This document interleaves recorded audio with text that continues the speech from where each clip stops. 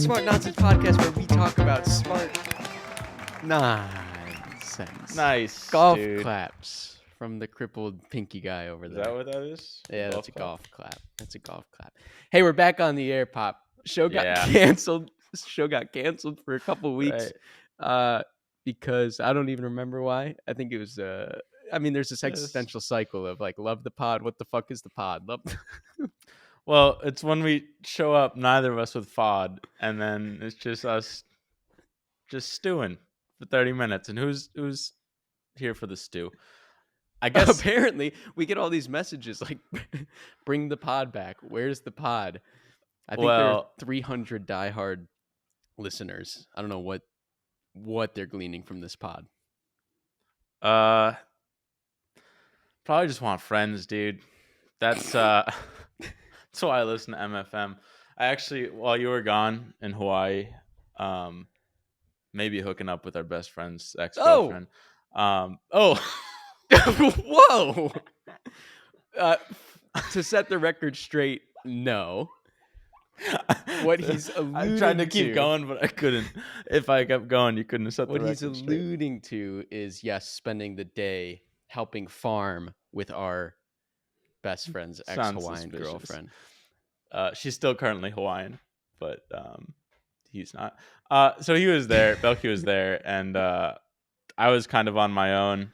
I was hanging with Machine Gun Krish, who's building this SAT game with us, but I basically I'm also injured, so I can't go to hockey, which is my lifeblood. And I just I realized I'd spend entire days and not say a single word, or leave the house, and my step count would be from the bed to the couch, the gravity couch, and then back to the bed. So it's probably under 100 steps a day. I'd take 2 showers and just call it. And that was Why are you taking? Why are you taking 2 showers? I just like them, dude. It's my think time. It's a change of environment. When you live in your apartment, you need a different biome every once in a while. So that's my aquatic biome. So it's good you're back, dude. It wasn't dark though, to be honest. It was. I'm sorry. That's the hardest okay. I've laughed in a while. Wow. Yeah.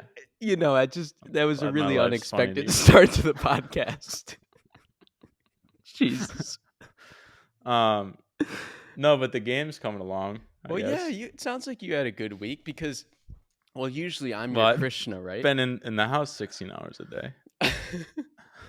Just working. But you found someone else you could work with all day. Right. Which is all you need to have a little purpose. There was early on it was difficult, I think, because I had when it's the super early days, Krishna is a really good optimizer. She'll you give her something and she'll just fucking squeeze all the juice out of that puppy. But early days, you're not trying to optimize, you're trying to pick the right thing to actually optimize in the future. So her role was kind of, she's not used to the picking things. And I was it's actually a lot of logging on each morning and starting from a blank slate. And just be oh, that idea we had yesterday, no to all of that. Right. This is a better idea. Yeah.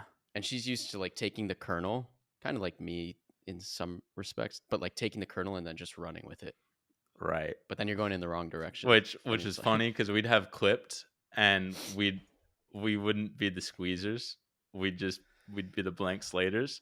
And so we just look for new slates, and then Jack comes in and he's you guys actually should just squeeze this thing. And we're okay. We don't have product market fit. He's you're doing $1.5 million a year. There's something here. Just do it every day. Marketing or managers. It's oh, okay. Yeah, so that's good. But yeah, it was kind of tricky at the start trying to figure out how we get on the same page there when really every page is a new page day by day. But we got aligned. So that's really good for the game. Another thing that's good for the game, I don't mean to get too businessy right out the gate, but we started testing throwing our little character Durd into her shorts. And this is something we just post and go. Had no idea, but for some reason you brought it up yesterday. Hey, yo, let's check how that short did. Click in. Comments are just fucking. What's Durd doing here? How'd he get in this portal? Like wrong portal. Durd yeah. stepped in the wrong portal. Let me actually read a bunch. They're kind of funny. It was literally like every other comment is Durd, and this is on an account that we've never mentioned. Durd has nothing to do with our channels. It's literally just like SAT content that looks good, and he's just there. Oh, hold on, let me pause so it's not. What is Durd doing here? Durd collab. Here we go. Durd exclamation question mark. Durd attending SAT. Oh my god, it's Durd. Durd working overtime. Just like all the way down. Yeah. Which we've always we've gotten, I don't know, 1.5 billion, maybe approaching 2 billion views on our shorts. And no, I think so. I could check that too. Generous we. Oh, but that's awkward. I will actually check. But we never thought it was actually doing anything until I think 2 days ago we saw that and we're like, oh, whoa, intellectual property. Here we go. It's kind of like my first million, All In podcast. They had their first summit that we went to, and I remember David Friedberg. 1.9 Bs. That's crazy. Should hit 2 in a month. That is crazy. That's a third of the world. Of the fucking world. So that's pretty much every household in theory has seen one. My mug. Yeah. Point being, All In, they had it, and David Friedberg at the summit, he's like, yo, we just see a bunch of numbers on screen when the pod goes up. It's like, oh, a couple 100,000 views. But when you actually see an auditorium just filled with viewers, it's like, whoa, this is actually having an effect. We don't have the real life version of that, but that was like the crossover. It's just like, oh, this is like diehards that know. And keep in mind, Durd, we just showed his face for like 5 seconds in the short. Like, he did nothing spectacular. We didn't even mention his name. It was literally just like Durd's face, and half of the comments, if not more, were just like, yo, what the fuck is Durd doing here? Even in our own stuff, he hasn't been that well thought out. Like, he's just kind of there. We're always beating him up, but like, we have not actually created his little story or plot. Almost did it with the cartoon. But the big realization there is like, especially listening to like Ali Abdaal or like, I don't know, just other creators, list of one, talk about how like they have difficulty scaling, or like they have problems with burnout, or like all these just issues being like the face of the business and like everything relying on you, and like if you get hit by a car, everything just blows up. Whereas like, if we can take like the same benefits of having like a key man, like a celebrity, but we now make that person into a cartoon character. We just have this character that can like Mickey Mouse just live on for like 100 years, hundreds of years. We can now have Durd just be like our best friend that we can scale infinitely, never burns out. Never can be drawn by anyone, voiced by anyone. Killed. Right. So he's basically just God, and we just like the Church of Durd. Oh, that might be a good domain. No. So I guess the realization is like, wow, this is a sick moat if we can really build out Durd and then just apply, like slap him onto any project we work on. Because even reading Andrew Wilkinson's Never Enough book, like he would buy businesses, but he'd never really have like a good moat. He'd just come and like fix it. But like one business doesn't help another. Versus like us, if we came in and say we invested or incubated a business, we can now slap our IP like Durd into that, and instantly it gets like this street credit of it's like Balenciaga. Street credit sounds really fucking dumb to say when you don't say street cred. What thinker? What was it? Peter Thiel or like a Charlie Munger? They were, one of them doesn't understand. Brand. Peter Thiel doesn't understand brand. So what does he say? Like, he knows how to build a monopoly, and you should build a monopoly, or he says build a brand, but I don't know how to do that. Yeah, a brand just seems like It more has to do with like social dynamics and stuff. But really, I don't even think that's the case. It's just like make something. Well, yeah, like what makes a brand cool It's versus not marketing, cool. maybe, and he doesn't know how to market. Maybe, I'm not sure, but that's like a big thing that's Warren Buffett and Munger focused on is just, hey, Moat, like Coca-Cola, you're gonna drink Coke because you're not gonna drink like random cola because like you see the Coke logo and the brand, and you know it's good, and you're just gonna drink that. Same thing, it's just like slap Durd on anything, and instantly it's like, oh, Henry and Dylan like this, like it must be good, or they have like a hand in making it. So the realization is, holy fuck, we got to double down on this, and how do we build out Durd in a more thought out way? Which fucking the business update podcast, but like we're realizing Clipped is doing well, Jack's running that, so now you can come back and entirely focus on Smart Nonsense, which has never been Almost possible killed in me the day past. one. Yeah. Almost killed me day one. Got really confused for a bit this morning. Right, which we were worried about, but I think we figured out. And then I'm focused on the game, which is like applying it, but like it's basically the dream come true where we can just focus on this entirely and make it into something amazing. Oh, add on to that, dude. Come beautiful. on. Don't leave me hanging with that. No, I'm still heavily thinking about this is all new to me. And I'm still struggling with it and figuring it out. Just this like new chapter of like, it's not Henry and Dylan doing everything. It's like Jack with his core team over there running the thing, running Clipped Train. And we hear about it every once in a while and it actually makes money. And we turned our salaries back on. It's like, huge. It's like, we'll get to that in a second. Yeah. Oh, yeah. Oh, sorry. No, you can tack on it. In a second, dude. It's like you, doing your kind of high level product thinking, which you used to do with me, but doing that, infusing that into Krishna, who can now take that and run on her thing, the SAT game. And then my main focus being the actual content, the Smart Nonsense content.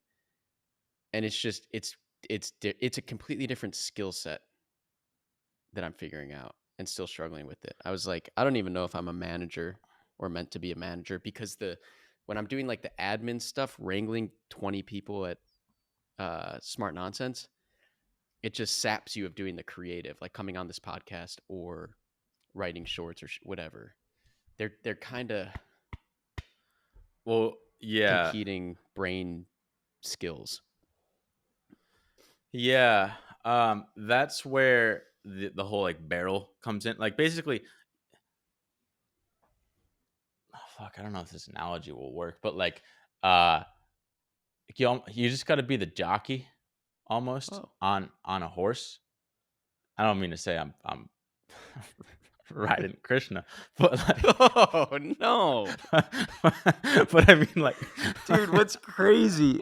What's crazy is I didn't even attach that. Like, I don't know what's going on in your head. Well, I was picturing Krishna as like a horse, like a thoroughbred, and you're just like the jockey on top. But then, so you just gotta ride Edsel or something. I don't know. It's just we should have gone back to the barrels and bullets. But like, you just like you can't have too many because I think you were getting too in the weeds of like.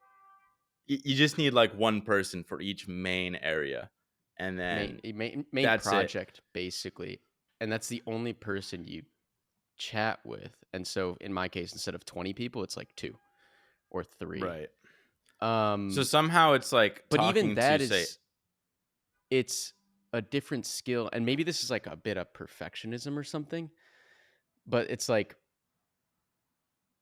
actually, my brother's good at it because he doesn't even know how to video edit. He doesn't even know how the software works, and he was never going to figure it out. So he was kind of forced to just be like, let's say he has a problem around the video edits or whatever. He's like, Nico, go figure that out. Like, he literally does. My brother literally just doesn't know what's all the way down the chain of command. Yeah. Versus like we start talking with Krishna about like her shorts, and me being the creative, or us being the creative. When I look at that, my first instinct is like, oh, I need to now go and write and figure out her shorts. Right. as opposed to like, Krishna, here is the high level, here is what we need to do in shorts. Go. Right. It's Like, you take a stab at it and then let's talk after. Yeah, I think that's what Jack's I don't know if it's a superpower, but like Jack's thing It's is like experience. he'll kind of give them the context, kind of set the direction, and then let them do it, knowing that it's not going to be perfect. It's going to be different than what he imagined, but like let's just have you kind of own the project. You come back to me with something tangible that we can then talk about, and then iterate from there, assuming it's going to be like roughly in the right direction.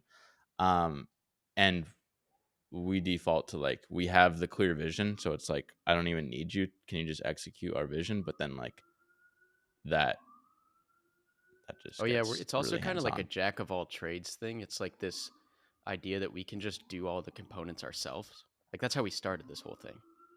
It's Yeah, like we could literally open Premiere and like fix and edit or tack onto it or do the sound design. yeah, So it's that constant battle of like I can go in and micromanage and be a perfectionist, or I can let people do their work and then coach them and then let them do their work and just be the coach. yeah. You had a The tack good on a long time ago that we stampeded right on I through. was just gonna say we started making money and we got a pay raise, which is sick. Um, we kind of How did that it's happen? still technically fragile. Um, how did we get a pay raise? Oh, You made a stupid amount of money with CeraVe. right.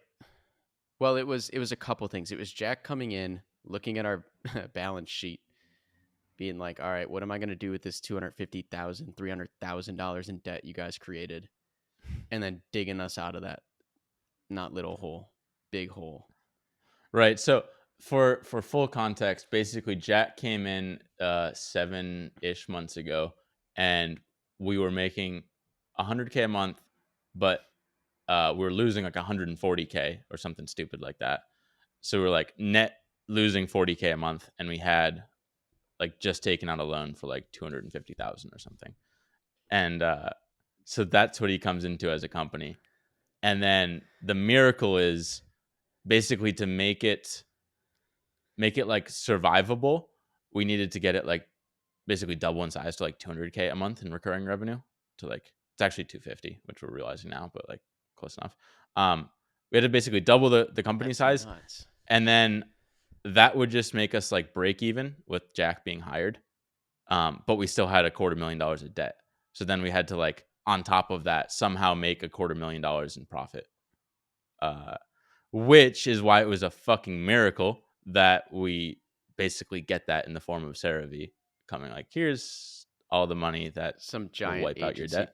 projects. Yeah. I So we just basically needed those two remember, things to happen, and it is a miracle that they did. well, back in the when we were doing 100 grand a month days, I would sit down with our small core team and I'd be like, all right, we need to get to $160,000 a month. That is what we have to do or we die. And then everyone in court, we'd just be sitting around like, okay, heard, Henry, but how do we do that? Like there was no like Right. predictable inbound. It was not I mean, and to think we're double that. So now we're at 200,000. And that's with zero marketing. That's just like a better product, word of mouth. So it's like, It's better damn. product, it's better customer service, it's better editor matching. Like when you and I were around, it was just who do we have on staff? New customer comes in, I'm just like, here's AJ. And they're like, is AJ any good? Would Yeah. another video editor be a better match for me? That was probably the To biggest be unlock, fair, was giving the customer a decision about their full-time we editor. we kind of just unlocked that ourselves with Recruiter, where we were doing samples with Recruiter. So like I think Yeah. we had all the like jigsaw pieces like around, and Jack just needed to be like, these are the ones that are important. Let's assemble it this way, and then just like tweak some stuff. And so what's really exciting is now we're like 200K a month basically, have real cash in the bank, can all pay ourselves like 20K a month. Granted, we need to get like Which was the 250 to be dream. really sustainable. Yeah. Which is like all we'll ever need at current lifestyle. And then it's just a matter of like, okay, this business is fucking foundationally strong. let's just take what like Krishna's working on with SAT and these paid ads, and let's try and apply that to Clipped. Like, let's actually market this thing. And I think we have so much like pent up demand just in terms of like all the marketing we've done. Granted, like our YouTube channels might not be directly related, but you can like target niches within our audience, and they're already used to us and they already trust us. So it's like, oh, by the way, we have this really sick video company, and the 5% of people that would apply in our audience just want to buy. So there's a ton of untapped potential, I think, there once we crack that, and we're pretty much at that stage. And we're just trying to like get everything cleaned up, which is kind of fun. With like, okay, we've done this dating period with Krishna and Jack, and they're both fucking rock stars. So it's like, okay, how do we then bring them into the company, or like, do we have an overarching like Berkshire Hathaway that they get a piece of, and also get a piece of like the subsidiaries that they're working on? It's like a lot of like above the clouds business that's like really fun, and it also to me feels like it's like it really feels to me like it's almost like we've wrapped up season 1 of content. It's like we started creating our world. We have Durd. We know what works. We know how to go viral. We know how to get views. And now it's like, all right, what do we want the show to be? What do we want the season? What is the built out? Right. I don't know. And this is, by the way, Thanksgiving of 2024 for context. This is like, be grateful for the fucking unlock. But like, I think we talk a lot about like the exponential, and like I think we just crossed this threshold that we've been talking about, like being really close to for a while, of like, oh, this is where it goes hockey stick. It's like the game will probably launch in a couple months, and like that has really good potential there. So that might be its own hockey stick. Then Clipped, like ads, that might be its own hockey stick. And then like any other marketing that we now focus on, that can just blow up any other business. And I think we might have talked about it, but we want to be like a Y Combinator, probably long term, of like, let's prove that might have been the day the pod got canceled, to tell you the truth. Yeah. Well, for everyone else, it's going to be the next day. Like the last month, like that doesn't exist. We do have to get these out. But yeah, just a lot of potential energy. Let me see if I got like exciting. You got any fodder? I have a quick fodder for you, which was, I thought I was playing kind of direct report chess today. I had we have a weekly cleaning lady, in case you weren't aware, but I know you are. 20K. Weekly cleaning lady, and she was leaving. She got another job. She said she has to leave, but she has a friend. She has a friend who she said is extremely trustworthy, a fantastic cleaner, and she can clean for us. And my chess was like, hey, why don't you both come today? And instead of me having to like go and show all of the small, there's like probably 100 little things, 100 decisions the old cleaning lady does every week. I was like, hey, you both come and you teach each other. I'm going to go to work. And they did. But then Athena came home during lunch, and she said the old cleaning lady was fast asleep on the couch. And I was like, that's oh, wait. It's like you. How the fuck? How does that even? How do you get to that stage? Like, there's always like a 5-minute like drowsy stage.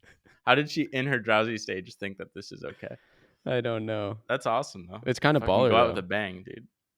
High trust. Yeah, Athena said, just met Marta. Christina was fast asleep on the couch. Yeah, dude, she clocked out. Taking over the place. They were supposed to clean together in half the time, but I think she just went to sleep. Oh, yeah, keep it the normal time and take a nap. That was my direct report chess this morning. Well, how do I pick here? Well, I can pick. I can give it's you interactive. Yeah, I can give you a couple. Just read out. One's birthday presents. Another is election related. And another is maybe Allen related. No, Pop. Oh, I got a veto on all of them. I want birthday presents. I bet you do. All right, so I'm not a present guy. Not my love language. You're good at them, though. I actually, yeah. You're thoughtful about them. Am I? I don't know. I don't like being forced, but if I think of something, maybe it's, I don't know. Nina. I don't like receiving them because I feel like a guilt that I then have to repay a debt just innate in my head, and then you get into this fucking gifting war. Like I'm gonna say in a second, I gave a gift. Now I feel like I got to tell them that I don't want a gift in return, but they're gonna want to gift it because they got this burden. So it's a fucked up little cycle of gifting, and then I'm kind of upset that I started. But point is, my roommate he has a birthday. He had a birthday, and I might tie two of the points in one here. He had a birthday, and one thing I noticed, my roommates, because his girlfriend lives with us too, they both walk around the apartment, and he's always in socks, and she's always in like these hotel cheap like slippers that she steals when she goes to nice hotels. The little white tissue paper ones. Yeah, basically.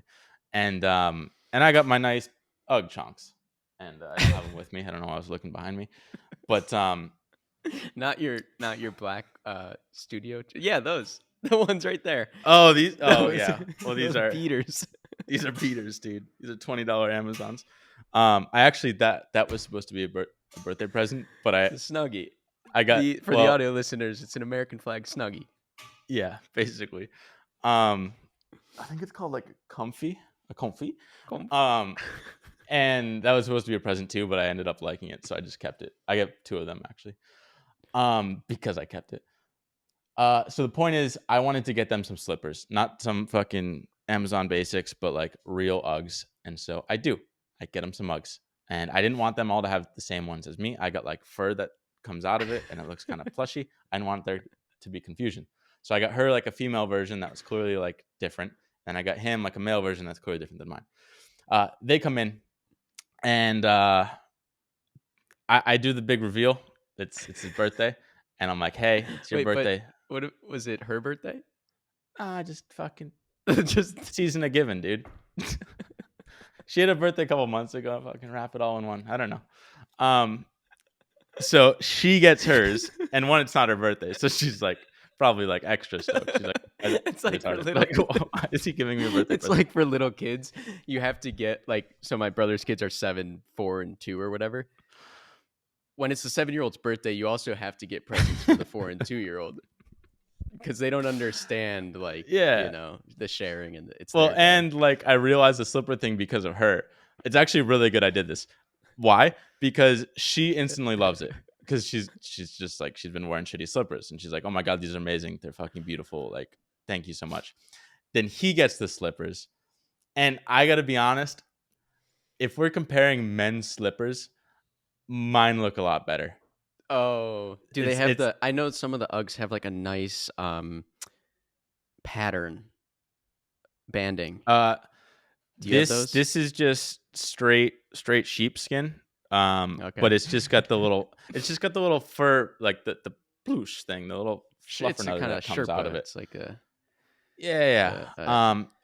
it looks chicky, but like it's dope. His doesn't have that because it's supposed to be more manly. It's still got the fuzz on the inside, all the good stuff. But like, dude, you can tell when someone doesn't like a gift based on whether they immediately use it or not. Because basically, like Andi, I'm saying names.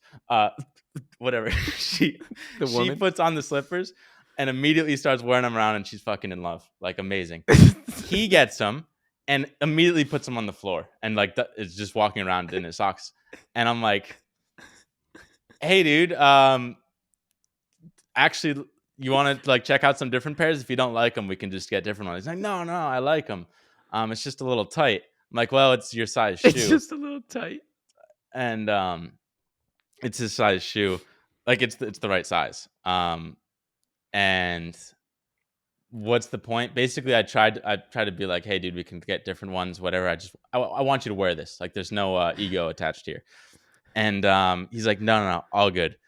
Fast forward. The point is, there's a week. Tension. Haven't seen him wear them at all. Oh, they're just like deep somewhere in his room, and I saw he just like, no use out of it. Granted, Andy's using the fuck out of hers, so like net positive. But I'm like, dude, we could have. I think if he got my slippers, maybe a size bigger, just to give him some breathing room, he would use them. and It could also be like just not a thing. Like slippers they're kind of worn. Like if you're not used to wearing slippers around the house, it's kind of like a half Maybe. shoe. Like you kind of also have to change a habit. Yeah, I might just. My Yeah, I dad's didn't. kind of like that with gifts. It's like it's almost like one side of the coin is it's almost like like you don't need to receive stuff. Like if you wanted something, you just get it. Right, and he can So, definitely just get it. oh, yeah, making the money he's making.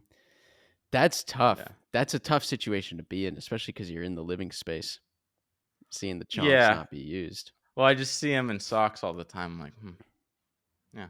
So what do we do about it? Wait, is there? Hold on, let me see. Air If it there's out on the positive pod. spin. Well, there's no positive spin here. No, I Try. did a good job Try. there.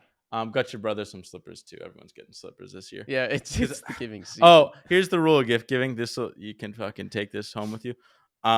You never, because you said this with Jack, because I got him in Secret Santa. You never get a gift where someone else is the expert, where they're the expert, because they're gonna know a good gift from a bad gift. So you gotta get a gift where you're the expert.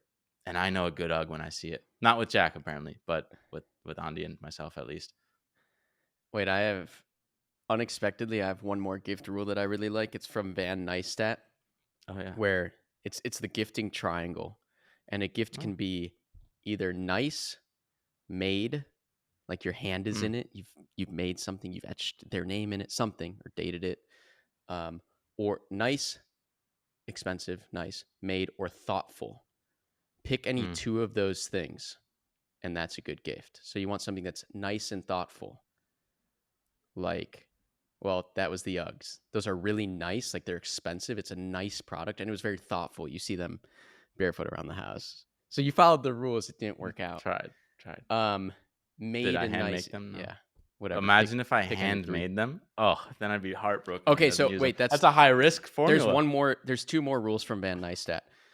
One is like get anything monogrammed. That's like a cheat code. If you can do it, that's nice. But if you make something, if your hand is in something, it can't be bigger than the size of your hand, because otherwise, like if it's this whole huge thing you made and it's a burden and it takes up space, because you have your hand in it, they're not going to want to get rid of it. And so that just sucks. So I said with our team, because our company does we do like Secret Santa. They want to send me something physical. I'm like, I don't want something physical. Like you can just send me a video or something. And she's like, okay, but what if we did something physical? And I'm like, just make it something fucking wacky. And she's like, can you give me like a wish list? And I'm like, I feel like the fun of Secret Santa is it's a surprise. It's like, I don't care. It's like the gift is the surprise. If I already tell you the gift, then it's like, Van does also say every gift has to be a surprise. And if they know what they're getting, then you have to give it to them in a surprising way. Like that is the point of the gift, is it's like a surprise. So I'm literally like, just get me some like funky little gadget that like I'd never think, or just like something totally just whacked out. Really surprised me. And fucking, I mean, it puts some burden on them, but it makes it more fun.